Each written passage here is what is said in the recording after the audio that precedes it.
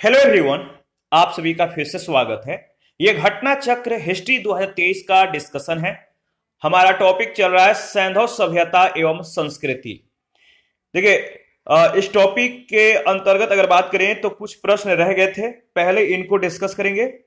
इससे पहले वाले सेशन में प्रश्न संख्या 44 तक हम लोगों ने ऑलरेडी कंप्लीट कर लिया था, लेकिन डिस्कशन को स्टार्ट करने से पहले मैं बता दूं कि इसका पीडीएफ भी अवेलेबल है। अगर आपको पीडीएफ चाहिए तो Telegram channel, Telegram quiz group या चैनल के कम्युनिटी बॉक्स में जाइए, वहां पर इसके रिगार्डिंग में इंफॉर्मेशन को अपडेट कर दिया गया है। तो चलिए स्टार्ट करते हैं। प्रश्न संख्या 45 सिंधु घाटी सभ्यता की सबसे महत्वपूर्ण विशेषता क्या है?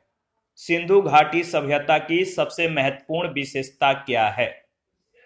तो इसका सही जवाब हो जाएगा उपयुक्त में से एक से अधिक, यानी ई ऑप्शन। कैसे?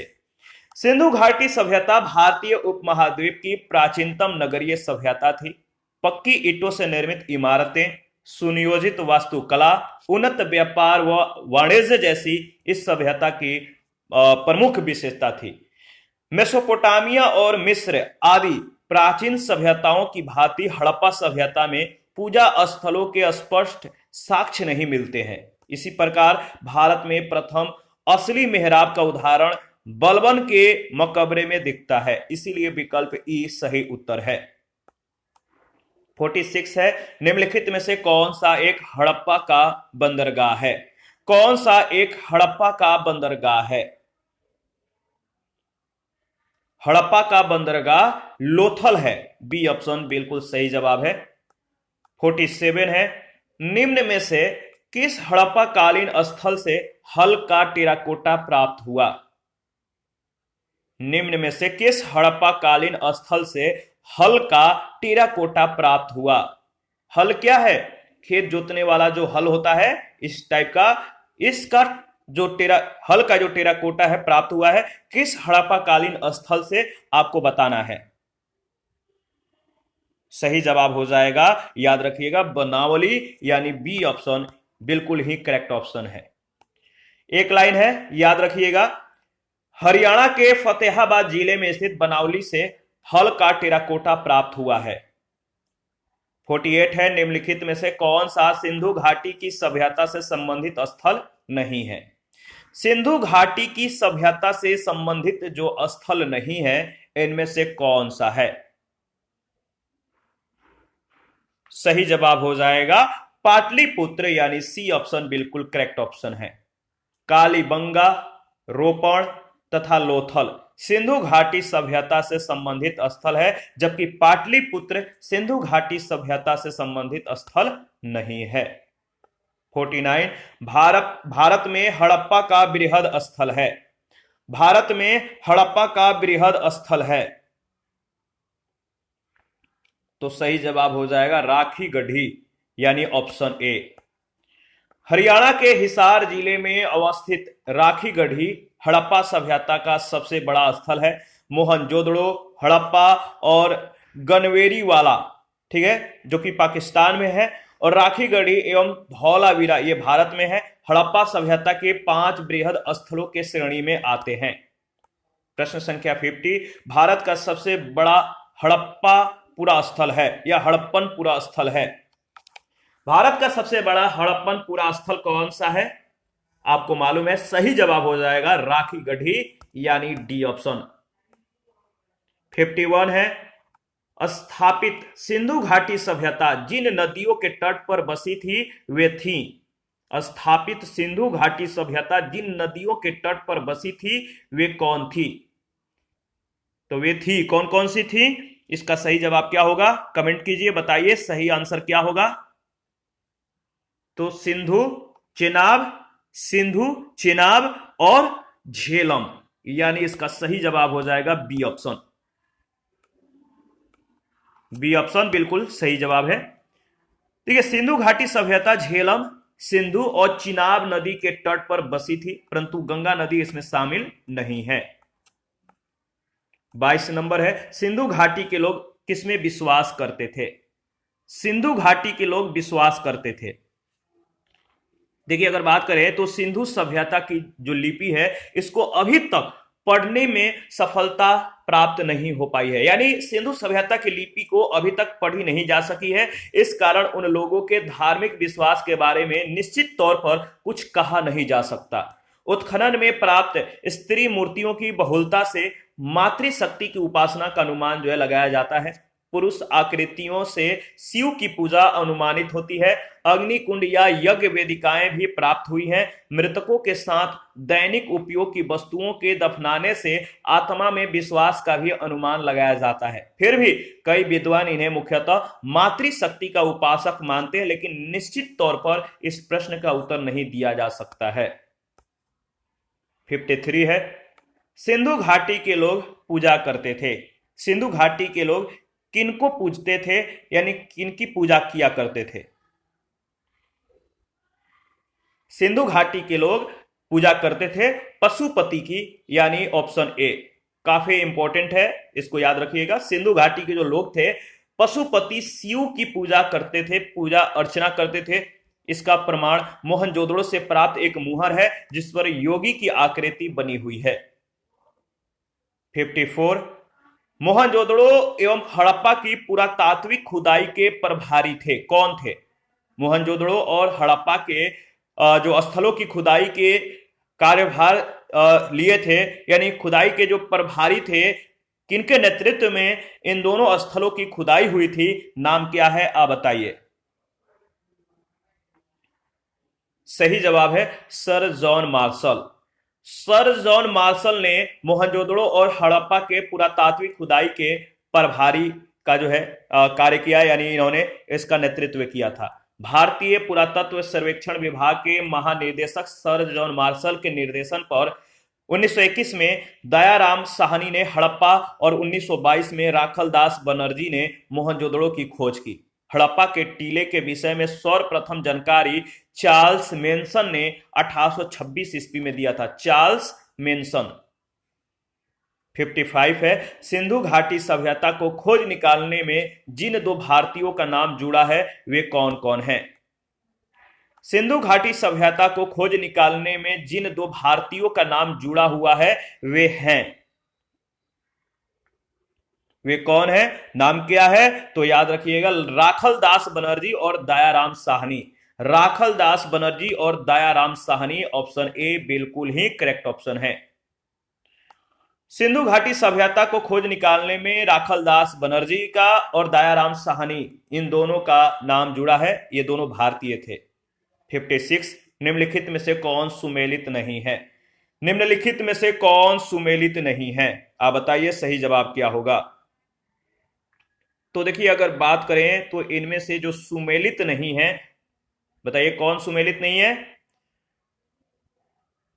तो धौलावीरा जो दिया गया है, धौलावीरा का जो संबंध है वीके थापड़ से दिया गया, जो कि सही सुमेलित नहीं है। हड़प्पा का उत्खनन दयाराम साहनी, लोथल का उत्खनन एस.आर. राव, सुरकोटदा का उत्खनन जेपी जोशी ने करवाया था, जबकि धौलावीरा का उत्खनन वीके थापड़ ने नहीं बल्कि आर.एस. बिष्ट ने कराया था।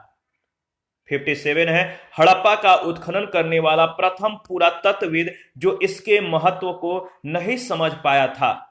हड़प्पा का उत्खनन करने वाला प्रथम पुरातत्वविद जो इसके महत्व को नहीं समझ पाया था, कौन था? सही जवाब है ए कनिंघम। ए कनिंघम। ए कनिंघम महोदय ने भारतीय उपमहाद्वीप के ऐतिहासिक महत्व के टीलों की खोज की थी, किंतु वह हड़प्पा के टीलों के महत्व को जो है नहीं समझ सके। याद रखिएगा। 58 है, निम्नलिखित में से कौन हड़प्पा और मोहनजोदड़ो के उत्खनन से संबंधित नहीं थे? निम्नलिखित में से कौन हड़प्पा और मोहनजोदड़ो के उत्खनन से संबंधित नहीं थे? सही जवाब क्या होगा, बताइए। सही जवाब है VA. Smith. VA. Smith, D option. 1921 में दयाराम साहनी ने हड़प्पा का उत्खनन कराया। 1921 में, याद रखिएगा, दयाराम साहनी ने हड़प्पा का उत्खनन कराया था। ठीक है। वर्ष 1926-27 से 1933-34 तक जो है माधव स्वरूप वत्स हड़प्पा के उत्खनन से संबंधित रहे। मोहनजोदड़ो की खोज 1922 में राखलदास बनर्जी ने की थी। इसके पुरातात्विक महत्व की ओर ध्यान आकर्षित किया। इनके अतिरिक्त कुछ अन्य विद्वानों के या अन्य विद्वान जो थे के एन दीक्षित, अर्नेस्ट मैके, आर.एल. एस्टीन, ए घोष, जेपी जोशी आदि ने भी इस सभ्यता की खोज में महत्वपूर्ण योगदान दिया था। स्पष्ट है कि वी.ए. स्मिथ हड़प्पा सभ्यता के खोज से संबंधित नहीं रहे, बल्कि ये एक आयरिश इंडोलॉजिस्ट एवं इतिहासकार के रूप में प्रसिद्ध थे। 59 है, सिंधु सभ्यता की विकसित अवस्था में निम्नलिखित में से किस स्थल से घरों में कुआं के अवशेष मिले हैं? सिंधु सभ्यता के विकसित अवस्था में निम्नलिखित में से किस स्थल से घरों में कुओं के यानी जो वेल है कुओं के अवशेष मिले हैं? देखिए इसका आंसर देना थोड़ा सा डाउटफुल है। जब नारायण पांडे की पुस्तक, अगर आप देखेंगे जय नारायण पांडे की पुस्तक जो है पुरातत्व विमर्श के पृष्ठ संख्या 386 जो कि संस्करण 2020 का है, इसके अनुसार अगर बात करें तो सिंधु सभ्यता के अधिकांश नगरों के लगभग प्रत्येक घर में निजी कुएं और स्नानागार होते थे और पानी के निकास के लिए नलियों की व्यवस्था हुआ करती थी। राम शरण शर्मा की जो पुस्तक है, इनको अगर आप देखेंगे अध्ययन करेंगे तो भारत का इतिहास के पृष्ठ संख्या, जो प्राचीन भारत का इतिहास है, इसके पृष्ठ संख्या 78 के अनुसार अगर देखेंगे या 78 को देखेंगे तो कालीबंगा के प्राय सभी घरों में कुएं थे। तो कहना थोड़ा सा डाउटफुल है। 60 नंबर जो प्रश्न है, भारत में निम्नलिखित के आने का जो सही कालानुक्रम है वो क्या है? सही कालानुक्रम क्या है आपको बताना है। यहां पे ऑप्शन दिए गए हैं, तो दिए गए कोड का प्रयोग करके सही उत्तर का चुनाव कीजिए। इसका सही जवाब क्या होगा बताइए, सही आंसर क्या होगा? देखिए अगर बात करें तो इसका सही जो आंसर हो जाएगा वो हो जाएगा डी ऑप्शन में। कैसे? सबसे पहले नगर संस्कृति, इसके बाद लोहे का हल, इसके बाद आहत मुद्रा, चांदी के सिक्के और सोने के सिक्के, यानी डी ऑप्शन में सही क्रम दिया गया है। देखिए अगर बात करें तो भारत में सबसे प्राचीन सभ्यता हड़प्पा सभ्यता अपनी नगर योजना के लिए विख्यात है। हड़प्पा सभ्यता की नगर योजना की आधार सामग्री जो है मोहनजोदड़ो, हड़प्पा, चनहुदड़ो, कालीबंगा, लोथल, सुरकोटदा और बनावली से प्राप्त होती है। सिंधु घाटी की सभ्यता कांस्य कालीन है। लोहे का ज्ञान कांस्य के बाद वैदिक काल के दौरान लगभग 1000 ईसा पूर्व में हुआ। भारत में सबसे प्राचीन सिक्के आहत मुद्रा के रूप में लगभग 6ठी शताब्दी ईसा पूर्व में अस्तित्व में आए और सबसे पहले भारत में सोने के सिक्के हिंद एवं शासकों ने जारी किए 2वीं शताब्दी ईसा पूर्व में। 61 है, सर्वप्रथम मानव ने निम्न धातु का उपयोग किया। सर्वप्रथम मानव ने निम्न धातु का उपयोग किया, इसका सही जवाब क्या होगा बताइए। सही जवाब हो जाएगा किसका? तो तांबा, सी ऑप्शन। सर्वप्रथम मानव के द्वारा तांबा धातु का प्रयोग किया गया। विश्व के विभिन्न भागों में इसके प्रयोग की तिथि में पर्याप्त जो है अंतर है। सी ऑप्शन बिल्कुल करेक्ट ऑप्शन है। 62 नंबर जो प्रश्न है इसको देखते हैं। पूछा गया 62 में हाथी दांत का पैमाना हड़प्पीय संदर्भ में मिला है, कहां से? देखिए हड़प्पीय जो सभ्यता है इस दौरान हाथी दांत का जो पैमाना है प्राप्त हुआ है, इस समय में इसका प्रयोग होता था। ये कहां से इसका साक्ष्य मिला है आपको बताना है। तो सही जवाब है लोथल में। हड़प्पा सभ्यता भारत की प्राचीनतम सभ्यता थी। हड़प्पीय संदर्भ में हाथी दांत का पैमाना लोथल से मिला है और यह गुजरात में स्थित है। 63 है, हड़प्पा कालीन स्थलों में अभी तक किस धातु की प्राप्ति नहीं हुई है? हड़प्पा कालीन स्थलों में अभी तक किस धातु की प्राप्ति नहीं हुई है? सही जवाब है लोहा, डी ऑप्शन। हड़प्पा सभ्यता एक कांस्य युगीन सभ्यता थी। हड़प्पा सभ्यता एक कांस्य युगीन सभ्यता थी। यहां से तांबा, कांसा, स्वर्ण और चांदी आदि धातुएं तो मिली हैं, परंतु लोहे की प्राप्ति नहीं हुई है। हड़प्पा कालीन लोग लोहे से परिचित नहीं थे। भारत में लौह युग का प्रारंभ उत्तर वैदिक काल से माना जाता है, लगभग 1000 ईसा पूर्व। 64 है, निम्न में से कौन सा स्थल घग्गर और उसकी सहायक नदियों के घाटी में स्थित है? निम्न में से कौन सा स्थल घग्गर और उसकी सहायक नदियों के घाटी में स्थित है? तो याद रखिएगा, सही जवाब हो जाएगा बनावली, यानी डी ऑप्शन, बनावली। हरियाणा में स्थित बनावली नामक हड़प्पीय स्थल घग्गर और उसकी सहायक नदियों के द्वारा निर्मित घाटी में स्थित है। 65, निम्नलिखित कथनों पर विचार कीजिए, नीचे दिए गए कूट से सही उत्तर को चुनिए। तो यहाँ पे 3 स्टेटमेंट है। पहला है मोहनजोदड़ो हड़प्पा रोपण और कालीबंगा सिंधु घाटी सभ्यता के प्रमुख स्थल हैं। दूसरा, हड़प्पा के लोगों ने सड़कों और नालियों के जाल के साथ जो है नियोजित शहरों का विकास किया। तीसरा, हड़प्पा के लोगों को धातुओं के उपयोग का पता नहीं था। तो आपको बताना है इन कथनों पर विचार करके कि जो सही कथन है, सही उत्तर है, इनमें से कौन सा है। तो देखिए, अगर बात करें तो इसमें जो सही आंसर हो जाएगा, तीसरा जो स्टेटमेंट है इसको छोड़ दिया जाए, ये गलत है। पहला दूसरा स्टेटमेंट बिल्कुल सही है, ऑप्शन ए बिल्कुल करेक्ट ऑप्शन है। इसके बारे में अगर बात करें तो हड़प्पा, मोहनजोदड़ो, रोपण, लोथल और कालीबंगा सिंधु घाटी सभ्यता के प्रमुख स्थल हैं। सैंधो सभ्यता में सड़कें एक दूसरे को समकोण पर काटती हैं। ऑक्सफोर्ड सर्कस थी। सड़कों के दोनों किनारों पर पक्की नालियां बनाई जाती थी। मान लीजिए ये सड़क है, तो दोनों किनारे जो है नालियां बनाई जाती थी, जिन्हें बड़ी ईंटों या पत्थर के टुकड़ों से ढक दिया जाता था। ठीक है, इस तरह से। इस समय सोने चांदी के आभूषण बनाए जाते थे। तांबे के साथ टीन मिलाकर कांसा की भी जो है मतलब कि प्रयोग होता था, कांसा भी तैयार किया जाता था। 66 है कथन ए, मोहनजोदड़ो तथा हड़प्पा नगर अब विलुप्त हो गए हैं। मोहनजोदड़ो और हड़प्पा नगर जो है अब विलुप्त हो गए हैं, कारण वह खुदाई के दौरान प्रकट हुए थे। इन दोनों में से जो सही कथन है वो कौन सा है? क्या दोनों सही है? एक सही है, दूसरा गलत है, दूसरा सही है, पहला गलत है, या दोनों गलत हैं?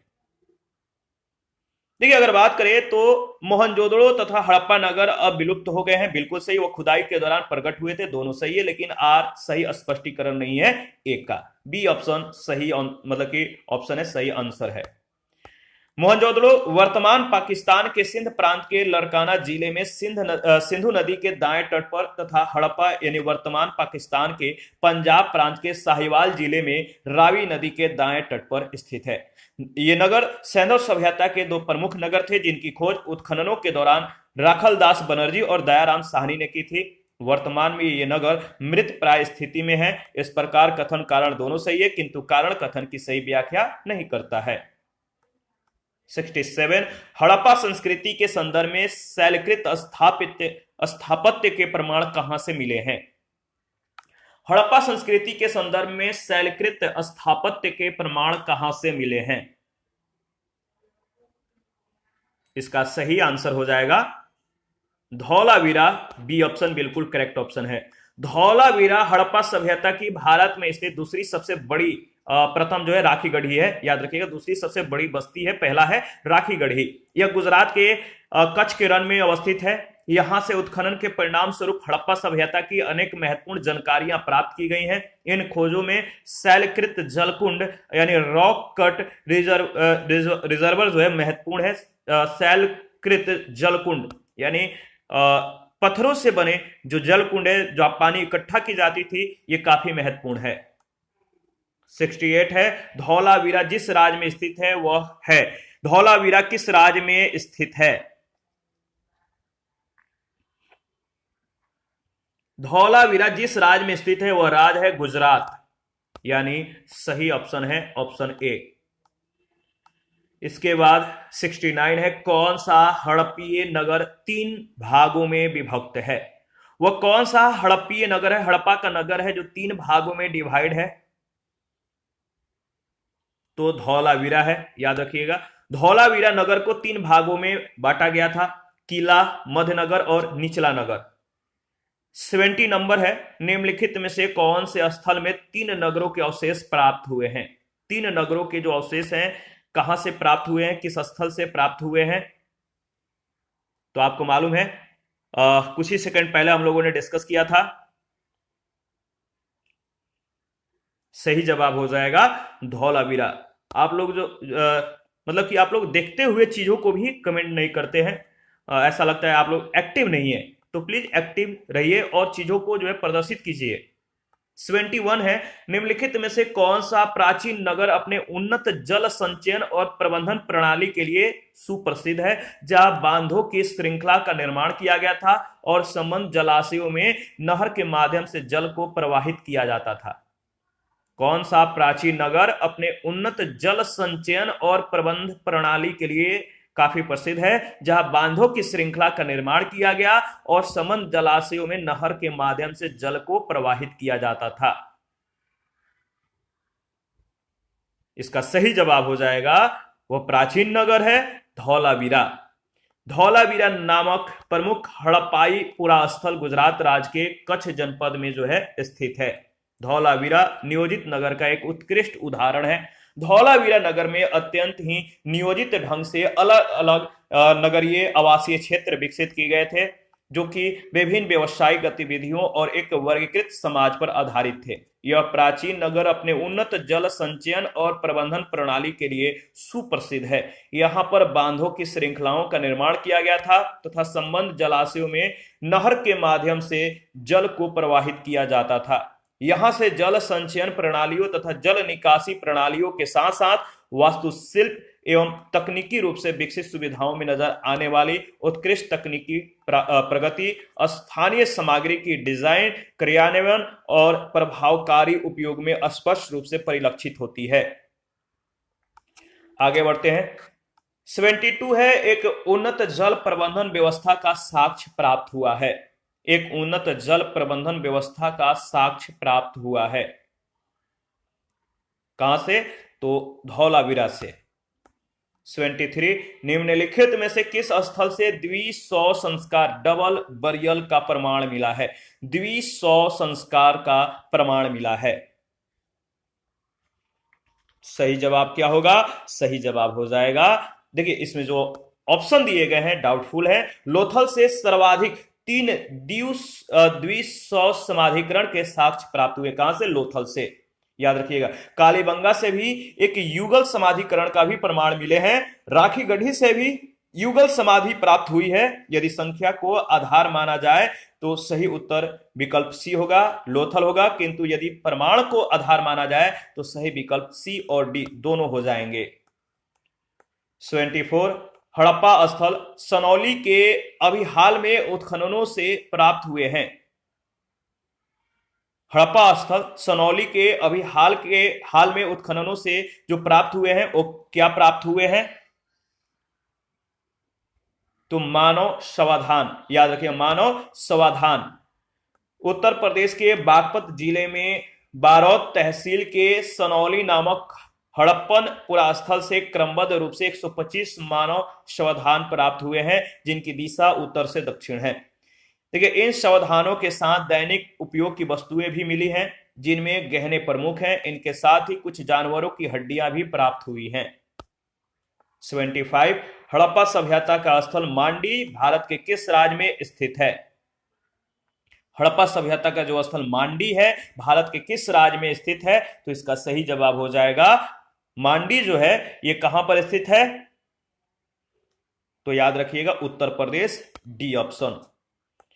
जून 2000 में उत्तर प्रदेश के मुजफ्फरनगर जिले का एक गांव मांडी अचानक जो है चर्चा में आ गया था।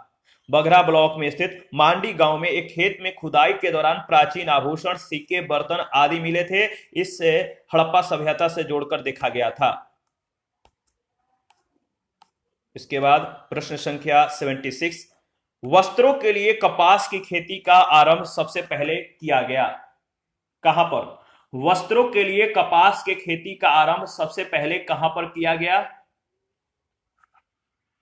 तो सही जवाब है भारत में। वस्त्रों के लिए कपास की खेती का प्रारंभ है भारत, यानी प्रारंभ स्थल भारत है, यहां से किया गया था। 1922 में राखलदास बनर्जी के नेतृत्व में सिंधु नदी के किनारे स्थित मोहनजोदड़ो, यानी अब पाकिस्तान के लड़काना जिले में स्थित है, यहां उत्खनन से कपास के सूत की प्राप्ति की गई थी। 77, निम्नलिखित में से कौन सा लक्षण सिंधु सभ्यता के लोगों का सही चित्रण करता है? कौन सा लक्षण सिंधु सभ्यता के लोगों का सही चित्रण करता है? तो देखिए अगर बात करें तो इसमें जो सही जवाब हो जाएगा केवल, अगर बात करें तो केवल दूसरा, वे देवियों और देवताओं दोनों की पूजा करते थे, यानी बी ऑप्शन बिल्कुल ही करेक्ट ऑप्शन है। ठीक है, बी ऑप्शन। वर्तमान में अगर बात करें तो वर्तमान तक सिंधु घाटी सभ्यता के स्थलों के खुदाई में किसी मंदिर या पूजा स्थल के साक्ष्य प्राप्त नहीं हुए हैं। इस सभ्यता के धार्मिक जीवन का एकमात्र स्रोत यहां पाई गई मिट्टी और पत्थर की मूर्तियां और मुहरें हैं। इसे ज्ञात हो जाता है कि यहाँ जो है मातृ देवी, पशुपति शिव और लिंग एवं योनि की पूजा और पीपल, नीम आदि पेड़ों और नाग आदि जीव जंतुओं की उपासना प्रचलित थी। पशुओं में हाथी, बाघ, भैंसा, गैंडा और घड़ियाल के चित्र मिले हैं, लेकिन घोड़े के चित्रों का अभाव है। हालांकि घोड़े के अस्थियां लोथल, सुरकोटदा और कालीबंगा इत्यादि स्थलों से प्राप्त हुई है, फिर भी घोड़े का उपयोग युद्ध के रथ को खींचने में किया जाता था, ऐसा साक्ष्यों का लेकिन अभाव है। तो बी उचित उत्तर हो जाएगा। 28 है, सिंधु घाटी सभ्यता के संदर्भ में निम्नलिखित कथनों पर विचार कीजिए। सिंधु घाटी सभ्यता के संदर्भ में निम्नलिखित कथनों पर विचार कीजिए। यहाँ पे दो कथन है, कौन से कथन सही है आपको बताना है। पहला है, यह प्रमुखता जो है लौकिक सभ्यता थी तथा उसमें धार्मिक तत्व यद्यपि उपस्थित था और वर्चस्वशाली नहीं था। बिल्कुल सही है। ठीक है, कौन सा सही है, तो पहला स्टेटमेंट सही है। दूसरा, इस काल में भारत में कपास से जो है वस्त्र बनाए जाते थे, यानी पहला और दूसरा दोनों स्टेटमेंट बिल्कुल ही सही है। तो इसका सही आंसर हो जाएगा आंसर सी ऑप्शन बिल्कुल सही है। सिंधु घाटी सभ्यता के संदर्भ में सामान्यतः माना जाता है कि यह प्रधानतः जो है लौकिक सभ्यता थी। इसमें धार्मिक तत्व यद्यपि उपस्थित थे किंतु वर्चस्वशाली नहीं था। सिंधु सभ्यता में अनेक स्थलों से कपास के रेशों से निर्मित वस्त्र के साक्ष्य मिले हैं, जिससे स्पष्ट हो जाता है कि वहां के लोग इसका निर्माण करते थे। 29 है, निम्न स्थानों पर किस एक स्थान पर सिंधु घाटी सभ्यता से संबंध विख्यात वृषभ मुद्रा प्राप्त हुई थी। निम्न स्थानों पर किस एक स्थान पर सिंधु घाटी सभ्यता से संबंध विख्यात वृषभ मुद्रा प्राप्त हुई थी। सही जवाब है मोहनजोदड़ो, डी ऑप्शन बिल्कुल करेक्ट ऑप्शन है। मोहनजोदड़ो से प्राप्त कुबड़ वाले बैल की आकृति युक्त मुहर की कलात्मकता की भूरी भूरी प्रशंसा मार्शल महोदय ने की है। इसमें बैल के अंगों में उभार और शरीर के अनुपात में जो विशिष्टता दिखाई दी गई है वह अपूर्व है। 80 नंबर, सिंधु सभ्यता से प्राप्त मुहरों में कौन से वृक्ष की आकृति मिलती है। सिंधु सभ्यता से प्राप्त मुहरों में कौन से वृक्ष की आकृति मिलती है। तो सही जवाब है पीपल, बी ऑप्शन बिल्कुल सही जवाब है।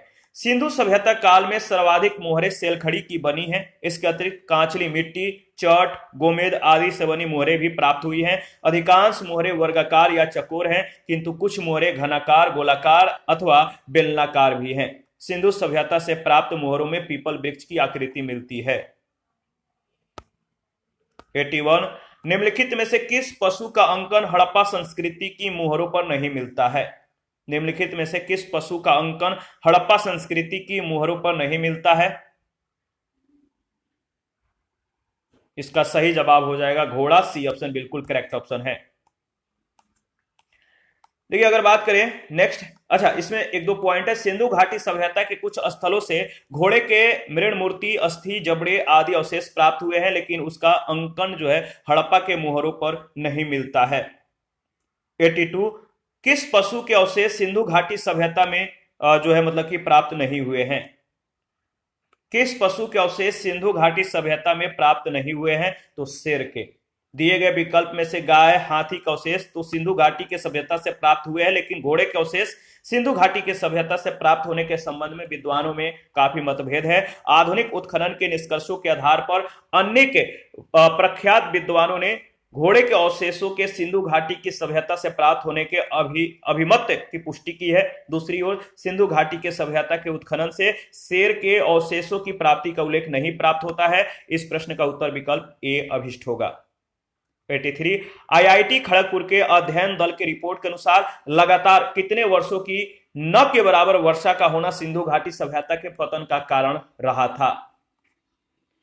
आईआईटी खड़गपुर के अध्ययन दल के रिपोर्ट के अनुसार लगातार कितने वर्षों की न के बराबर वर्षा का होना सिंधु घाटी सभ्यता के पतन का कारण रहा था? सही जवाब है 900 वर्ष, यानी डी ऑप्शन। 2018 में आईआईटी खड़गपुर के एक अध्ययन दल के द्वारा जारी रिपोर्ट के अनुसार लगातार 900 वर्षों तक पड़े सूखे के कारण सिंधु सभ्यता का पतन हो गया। ऑरेल एस्टीन जैसे विद्वानों ने भी हड़प्पा सभ्यता के पतन के लिए जलवायु परिवर्तन को प्रमुख कारण माना है। 84 मृणपट्टिका पर उत्कीर्ण सिंह युक्त देवता की जो कृति प्राप्त हुई है कहां से हुई है? मृणपट्टिका पर उत्कीर्ण सिंह युक्त देवता की जो कृति प्राप्त हुई है कहां से प्राप्त हुई है? कालीबंगा से, बी ऑप्शन इसका सही जवाब है।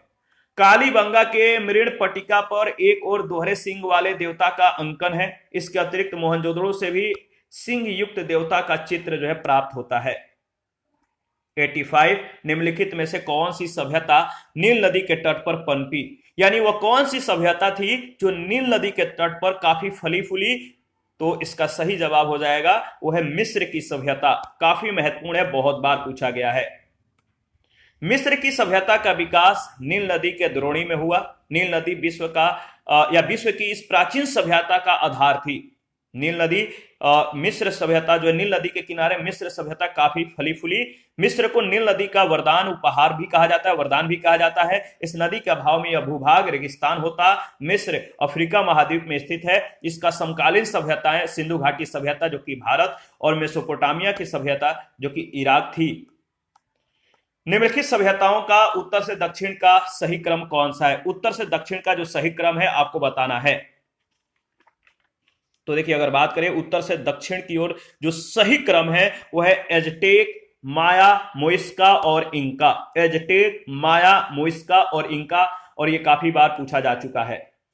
एजटेक सभ्यता का विस्तार मेसो अमेरिका के उत्तरी भाग पर था। मेसो अमेरिका के अंतर्गत मध्य से दक्षिणी मैक्सिको से लेकर Belize, Guatemala, El Salvador, Honduras, Nicaragua तथा उत्तरी कोस्टारिका तक के क्षेत्र शामिल हैं।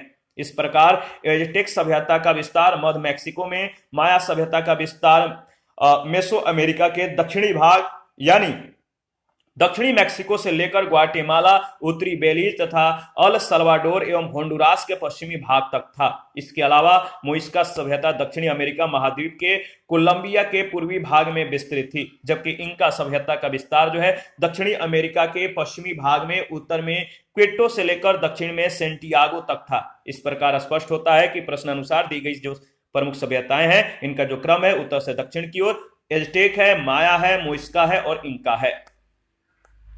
87 है लेखन कला की उचित प्रणाली विकसित करने वाली सर्वप्रथम प्राचीन सभ्यता थी। लेखन कला की उचित प्रणाली विकसित करने वाली सर्वप्रथम प्राचीन सभ्यता थी सुमेरिया।